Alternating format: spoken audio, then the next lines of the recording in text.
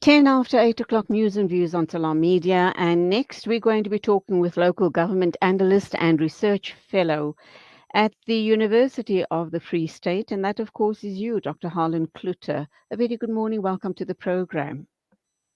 Good morning to you, and good morning also to your listeners. I'm not quite sure, should I say salam? Of course, you've got to say salam. Okay, salam alaikum. Wa alaikum salam wa rahmatullahi wa barakatuh. Lovely to have you on the show. Okay, we're starting off with a very, very worrying situation indeed. There are suggestions that South Africa is looking at a 0% economic growth this year. And we are being told by economists and other such people, very especially the chief executive of the Business Leadership South Africa, and that, of course, is Busi Mavuso, who is suggesting that South Africa has no choice but to cut government spending, and also warns of a state collapse if government doesn't get its act together. Your thoughts? No, thank you very much. I think that, this has been coming on for a while now. If you look at last week, the government released the National Development Plan review and then a call to action. Now, if I can just take your listeners back, in 2011, the National Planning Commission was convened, and it was made up from people from the academia, business, and government to map out a development plan. Successful economies like China, Singapore, and the like, they take a 50-year view of planning. In other words, what is it that we would like to look like in 50 years from now, and then work our way back. If you look at South Africa, we are very good at talking, but very poor in implementation. And so the National Development Plan Review made a frank assessment, concluding that our problem is we've got a governance problem here. Now, governance is behavior, how government behaves. And if you look at the Zondo Commission, how our leadership have looted instead of led, it is then no surprise that we find ourselves in this precarious situation.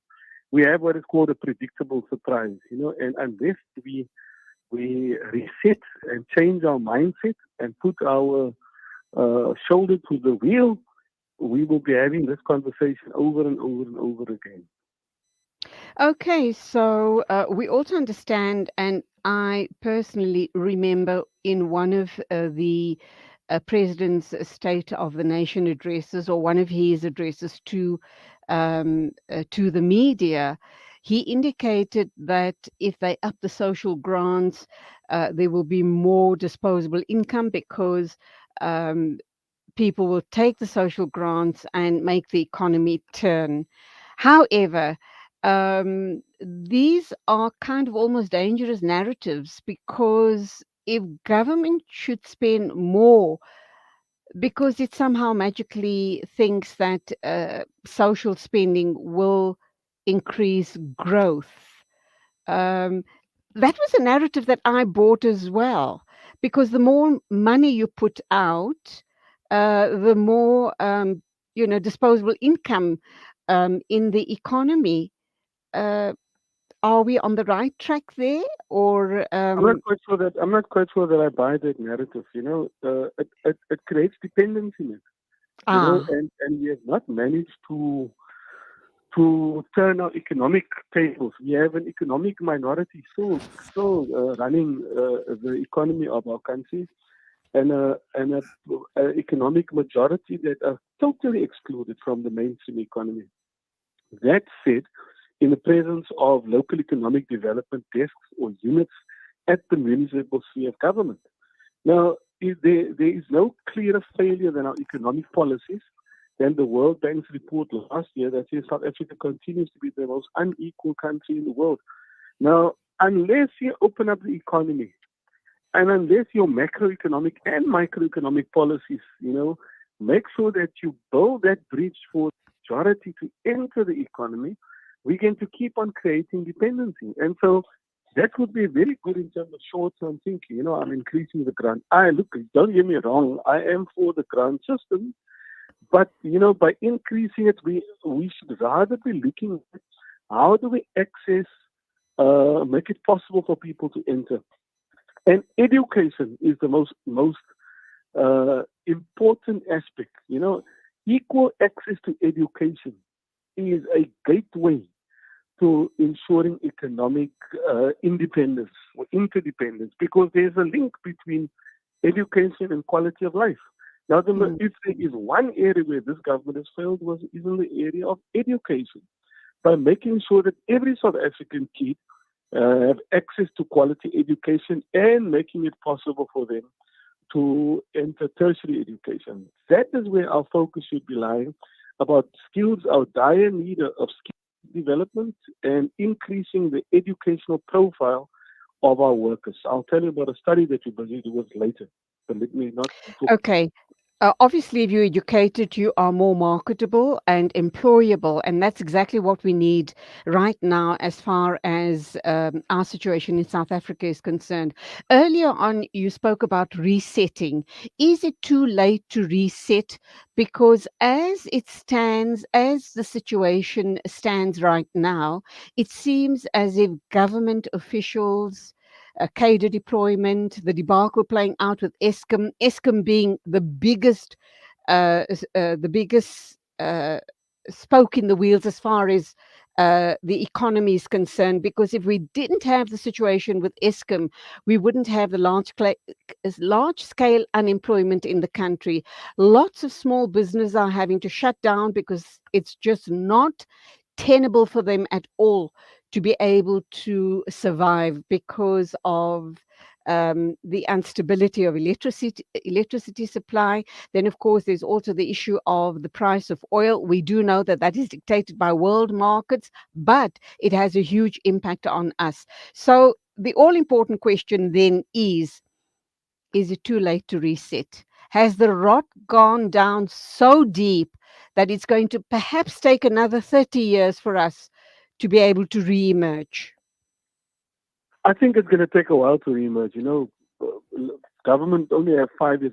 You see, the game comes down to where is it that we want to be. I mean, you as a radio station, you do forecasting and say this is where we would like to be in 5 years Mm, or 3 years from now. Then we work our way back. You behave yourself into a system. Now, this government has been irresponsible, and what we've seen in November at the local government elections, we're probably likely to see. I think we are lucky and fortunate in this country that we still have a very active media, and the media plays a huge role. It was the media that exposed the corruption at Nkandla. And so it's the media must keep on playing that watchdog role, ensuring keeping government accountable. I think that is the first thing. The second thing is that the National Development Plan talks about leadership at all levels of society. And so it's the faith-based organizations that have carried this country through in the 80s that must wake up. I think they've cozied up to government, almost being afraid to criticize them. And then I think government starts at the local sphere. At the mm, local sphere, if you criticize your ward councillor or your mayor, then you are made to feel that you're like an outsider because they've got access to resources. And so I think it's in the hands of civil society to rise up. There are many good organizations in this country. Gift of the Givers is one. Your organization is one. There are many South Africans who now know what leadership looks like. It's not white, it's not black, it's not Christian, it's not Hindu, it's not Muslim. It's a value system. It's a hard thing. And so if we can connect on a value basis and demand from our government proper leadership, then it is never too late. We in the faith community believe that there's always hope, and we must hope, but hope is also action. There are campaigns that we need. We need to educate our listeners. We need to educate our viewers about what it is that government does and what it should be doing, and for them to make informed decisions and not irrational decisions based on fear, because most of these political parties, they thrive on fear instead of speaking to rational thought. And so it is not too late. I'm a naturally optimistic person, although there are some times that I feel, my goodness, can one sink any lower than this? But I believe that there is still hope. I'm very cynical because these are the type of stories I'm putting out every day. And I kind of wonder, is the state tipping into insolvency and a large scale disaster? But let's hold that thought. We need to pay the rent, so let's go for an ad break. Okay.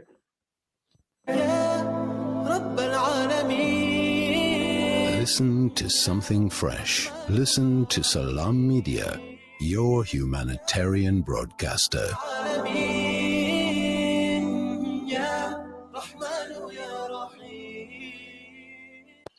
Conveniently located along the banks of the Crocodile River bordering the Kruger National Park, as a guest at Buckler's Africa Lodge, one can enjoy an amazing sunrise or sunset on our spacious deck area while you catch a glimpse of some wildlife sightings along the Crocodile River. The sounds of the African savannah will greet you whilst you enjoy your morning coffee. Buckler's Africa Lodge by Tingana Collection. Buckler's Africa Lodge is ideally situated only 6 kilometers from the Crocodile Bridge Gate in the Kruger National Park. Catering for all travelers with variety, we have 4 types of the finest rooms: superior rooms, deluxe suites, and 2-bedroomed family units. Each room is equipped with the finest amenities to make your stay unforgettable. Guests can choose between the self-catering option or book their accommodation with breakfast and dinner included. Buckler's Africa Lodge is your ideal location for the ultimate Kruger getaway experience. We specialize in exhilarating and educational game drives in Kruger, tailor-made to suit your family. Inquire about our various accommodation offerings and other activities. Visit www.tingana.co.za for more information. Buckler's Africa Lodge by Tingana Collection. Experience the pulse of Africa with us. There's no smell that takes me back to the comfort of my childhood than the smell of black seed oil being applied by my nanny. Now I'm using Tib Black Seed in my own home to soothe sniffles and coughs, to help with digestion and immunity, and of course, as part of my beauty routine. After all these years, I've come to appreciate the wisdom in finding comfort and shifa in trusted treatments like Tib Black Seed. You can find Tib Black Seed at all leading pharmacies or find out more at blackseed.co.za. Sponsor an orphan, and you'll help support a vulnerable child to have the education they've always dreamed of, so they can build a brighter future.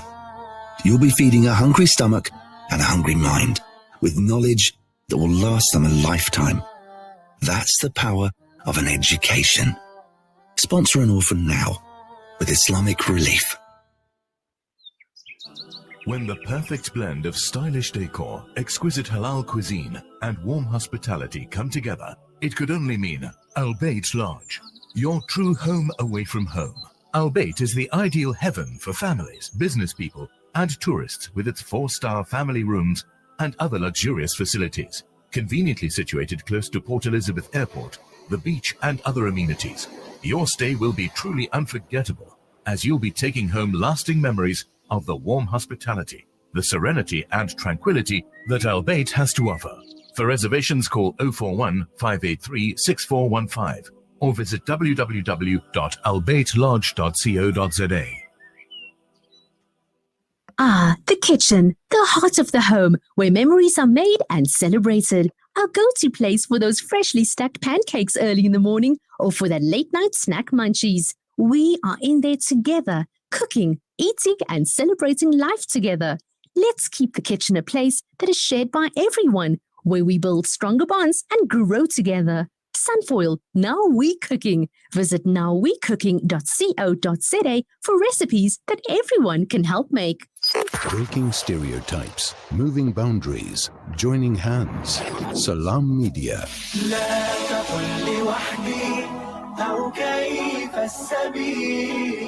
Humanity sets the agenda.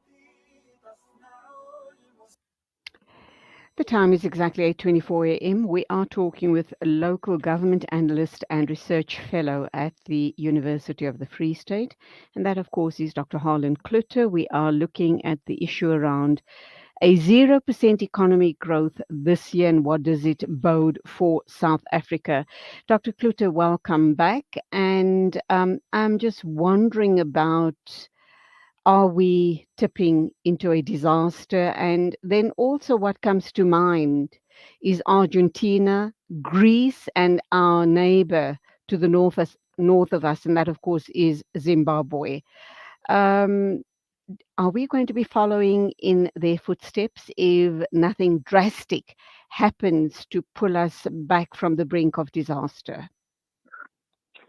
Look, I'm not like I said. I don't think we are there yet.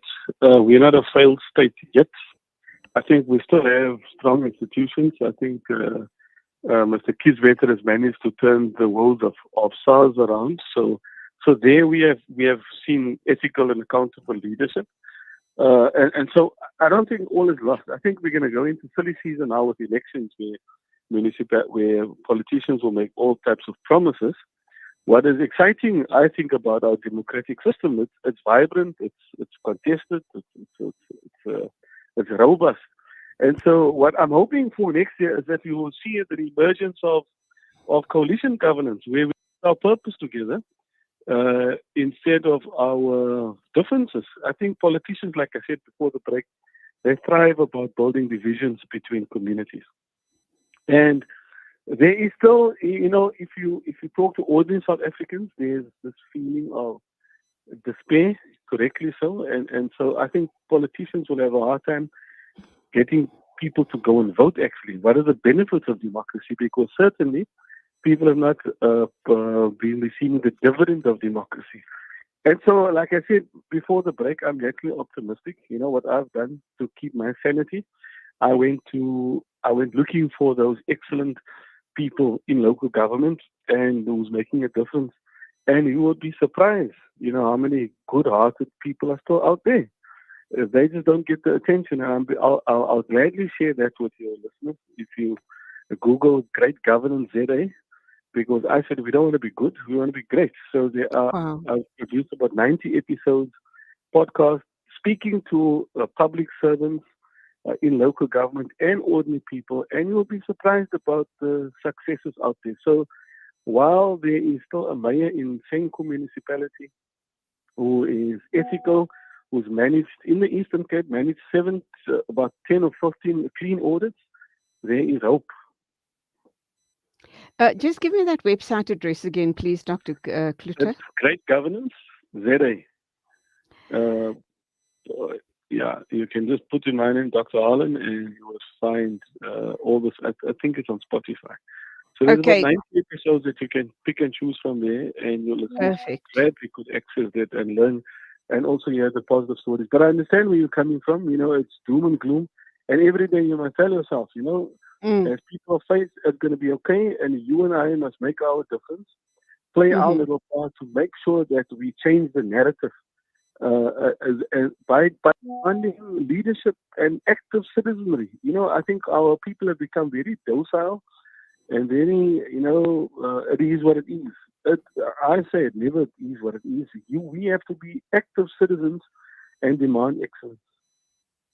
Earlier on, you spoke about revenue collections, or SARS having done an excellent job, under the leadership of Mr. Kiswetter, I think it is.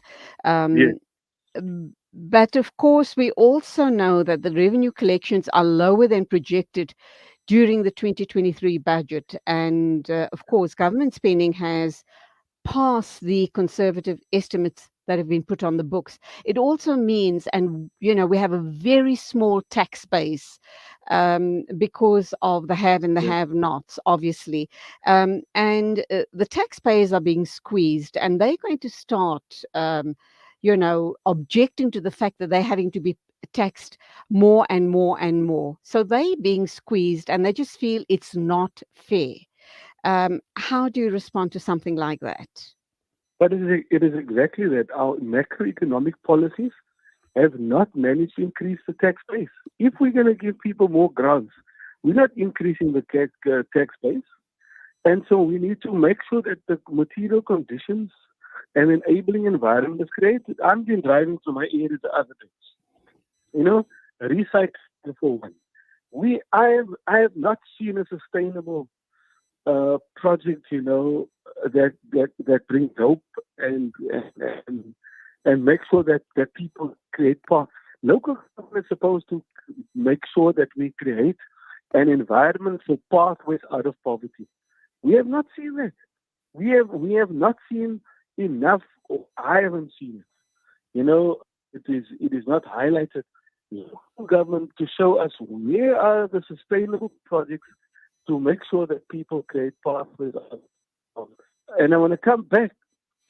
I'm an educator. I used to be a high school teacher. I drove past my high school the other day. It's an asbestos building. There's nothing that screams that we don't care more. We don't care is the way this government has handled education. So coming back to the question of the tax, if we must increase our tax base. And the National Development Plan call to action again says municipalities at the local sphere must make sure that they are playing their part. Look, they procure, they buy, they are one of the biggest employers in any area.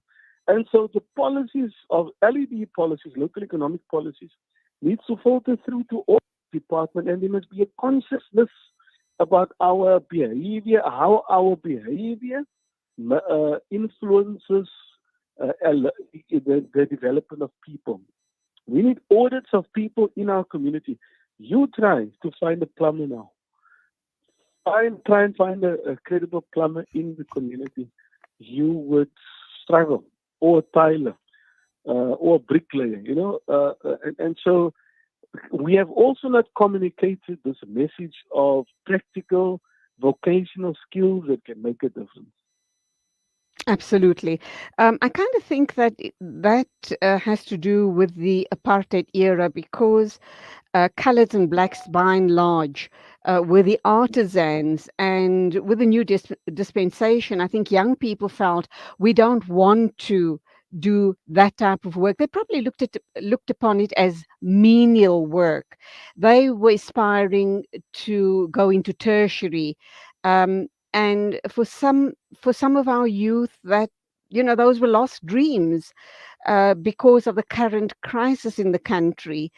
Having said that, I think the outgoing CEO of Transnet, when she took on her tenure a few years ago, she went on this blitz of large-scale retrenchments, and it seems that government entities think that to save money, they should go the retrenchment route. And what we've now heard is that she had retrenched very valuably skilled, highly skilled people. Had she retained them, Transnet would not have been on the brink of collapse as it is currently. They were given retrenchment packages, etc., etc. And if we now need to get those good people back on board, it's going to cost an arm and a leg, money that we don't have. Yeah. So this is the thinking. This is the thinking of government ministers, government officials, heads of department, etc. And it then comes back. It comes right down to the issue around cadre deployment, inexperienced people that don't have the skills. And the mess we're sitting in now with Eskom, Transnet, and SAA, imagine if they were a vibrantly, vibrant entities doing what they meant to be doing. Can you imagine the employment these entities would have created? We wouldn't be in the mess that we're in. So my thinking is, and you can correct me, is we need to get Eskom, Transnet, and SAA on track, because once we're able to rehabilitate them in the short and the long term, we can create valuable jobs, and we can start the economy turning, because once we create those positions, it will filter down into the micro economy as well. If I answer your question about the Transnet, the question is now, where was the board? Where was the rational thought? Because the board is supposed to do oversight. So who asked why? There must have been a report. So the CEO commissioned a report, looked at the entire staff and says, okay, if we retrench that is what we're going to do, etc. So we developed a framework called Governance 5IQ for boards that says, why do we do what we do? I think in many of these state institutions, there's a lack of understanding about why do what we do. It may sound like a very simple question, but that's what Simon Sinek in his book starts with why. Why do we do what we do? Are we? What is this about? Is it about filling my pockets or sitting as many boards? And so a lot of the problems in these institutions have been boards that have just simply been fast asleep. Then we ask, if it is why we do what we do, then we must ask now, how do we do what we do? And who is going to do what must be done? And so that governance oversight is such an important role that boards play. In some of these institutions, corruption has been so endemic, it's so entrenched. Mm. I think we. A very long Okay. time. There's a false narrative that says corruption started in 1994. So, the apartheid government was the most corrupt government in history. And so that is almost in the DNA of the South African public service. Corruption, shortcuts, and using government to fill your own pockets. That was the National Party at its best. That was the Broederbond, how they operated. And that is entrenched in our public system. It's not, remember the previous...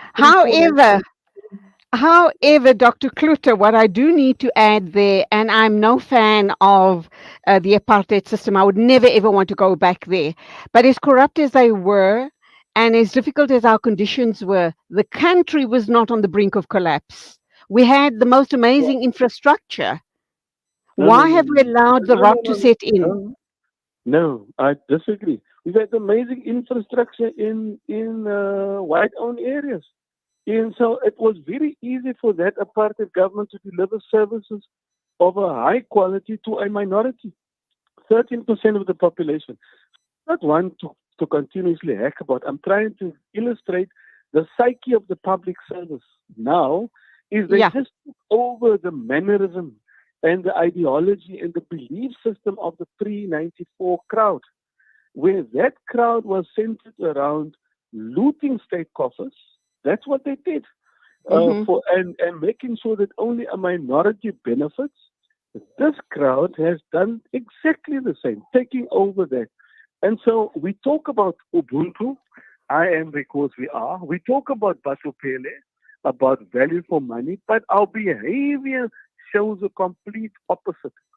National Development Plan talks about a capable state. We have what we increasingly a corrupt state, where people are in positions just like 94 for their own selfish ambition and to look at their own narrow interests, at me, myself, I, and my family, and it's all about patronage. So if we talk about a reset, we need a values reset about what this is about, how my actions today influences others. Because there are some people employed today in public service that's there today for the entire day, doing absolutely nothing, busy with their own private hustles there, and looking how they can loot.